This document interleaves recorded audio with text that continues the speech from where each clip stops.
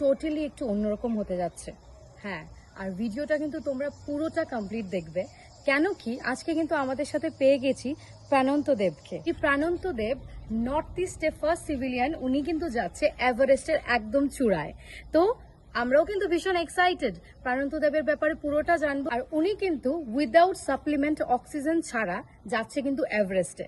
চলো ডিটেলসে পুরোটা কিন্তু প্রাণন্ত দেবের থেকে জেনে নেব আমরা। প্রাণন্ত, প্রথমেই তোমাকে কংগ্রাচুলেশনস। আমরা কিন্তু ত্রিপুরাবাসীরা পুরো নর্থ ইস্ট থেকে একদম ভীষণভাবে ওয়েট করব তোমার সাকসেসের জন্য। তোমাকে প্রথমেই কংগ্রাচুলেশনস। তোমার ব্যাপারে যদি দর্শকদের একটু বলো। Thank you অন্তরাদি।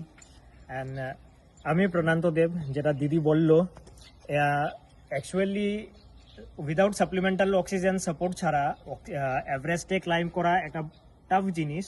খুবই কম মানুষ অ্যাটেম্প্ট করে থাকে। তো আমি এই বছর ক্লাইম্ব করার চান্স পেয়েছি, তো চেষ্টা করব সাকসেসফুলি যেন করতে পারি। আর যদি আমি নিজেকে অ্যাজ এ মাউন্টেনার হিসেবে ইন্ট্রোডিউস করতে চাই, তাহলে আমি ইন্ডিয়ান মাউন্টেনার, অবভিয়াসলি, যেহেতু ত্রিপুরা থেকে বিলং করি। আর তাছাড়া আমি ইন্ডিয়াতে এখন পর্যন্ত আপ টু 6900 সামথিং মিটার পর্যন্ত ক্লাইম্ব করেছি, বেসিক থেকে শুরু করে হেভি টেকনিক্যাল, যেটা অ্যালপাইন স্টাইল বলা হয় মাউন্টেয়ারিং ফিল্ডে। এই হলো আমার মাউন্টেয়ারিং ব্যাকগ্রাউন্ড। তোমার তো অনেক এক্সপিরিয়েন্স, মানে তুমি তো আগেও অনেক জায়গায় গেছো।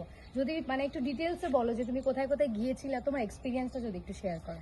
ডিটেলসে যদি বলি, মাউন্টেয়ারিং আমার শুরু হয় যখন আমি ক্লাস 10-এ পড়ি। ও বাবা। এনসিসি থেকে ফার্স্ট টাইম আমার ট্রেনিং হয়। তারপর সেখান থেকেই বেসিক মাউন্টেয়ারিং কোর্স করা জম্মু অ্যান্ড কাশ্মীরে। আরে বাবা। সে থেকে শুরু কোর্স করার 1-2 বছর। মাউন্টেয়ারিং এ আমি পারছিও কিছু করব সেরকম কোনো আইডিয়া ছিল না, আমি জাস্ট করার জন্য অ্যাজ এ ফান হিসেবে করেছিলাম। দেন একটা ফেজ এলো 2014-এ, যখন একটা চান্স পেলাম আমি। ইন্ডিয়ার লাদাখে একটা মাউন্টেন আছে, স্টক কাংরি বলে, তো সেটা ক্লাইম্ব করার চান্স পাই। সেই থেকে ক্লাইম্ব শুরু। এটা অনেকটাই বেসিক। তারপর আমি এখন পর্যন্ত ইন্ডিয়ার মোস্ট ডিফিকাল্ট যেটাকে ধরা হয় মাউন্ট ইন্দ্রাসন, ওই পাহাড়টা যেতটুকু আছে এখন পর্যন্ত অ্যাপ্রক্স 6200 মিটার্সের মতো আছে। আমি হয়তো বা ভুলও হতে পারি, ভুলে গেছি কারণ অনেকটা সময় হয়ে গেছে আমার। তো ওই মাউন্টেনটা খুবই টাফ, খুবই চ্যালেঞ্জিং, কারণ এভরি সেকেন্ডে কিছু না কিছু একটা আইসফল হোক বা রকফল হোক উপর থেকে হতেই থাকে।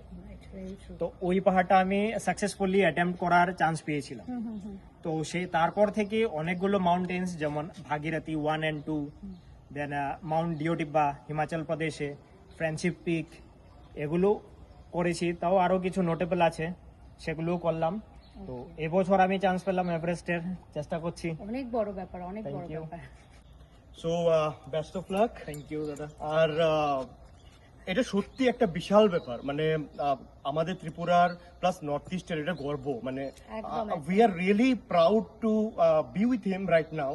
মানে আমরা কিছুই না, হয়তো বা আমার মিলিয়ন্স ফলোয়ার্স আছে বা অন্য কিছু, বাট ও যে অ্যাচিভমেন্টটা করতে চলছে, এইটা হচ্ছে কি রিয়েল অ্যাচিভমেন্ট। আর মানে আমরা ভীষণ হ্যাপি, কেন কি তোমাকে আজকে আমরা পেয়েছি। আমরা ভগবানের কাছে প্রার্থনা করব তুমি একদম দারুণভাবে সুস্থভাবে যাতে এখানে আবার ফিরে আসতে পারো, আর সেম জায়গায় দাঁড়িয়ে আমরা একটা ভিডিও করতে পারি। খুব ভালো থেকো আর বেস্ট অফ লাক। আর সবাই কিন্তু প্রাণন্তকে প্রচুর উইশ করবে আর প্রচুর ভালোবাসা দেবে সবাই। আর আমাদের যা ফলোয়ার্স আছে সবাই শেয়ার করবে আর সবার কাছে পৌঁছে দাও যে আমাদের ত্রিপুরার গর্ব, নর্থ ইস্টের গর্ব। Please like, share. Pranant Dev.